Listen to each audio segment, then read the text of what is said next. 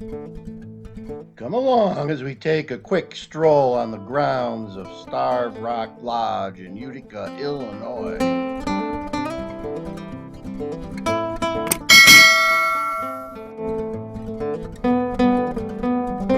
Built in 1933 by the Civilian Corps, it still stands today and is a historic landmark.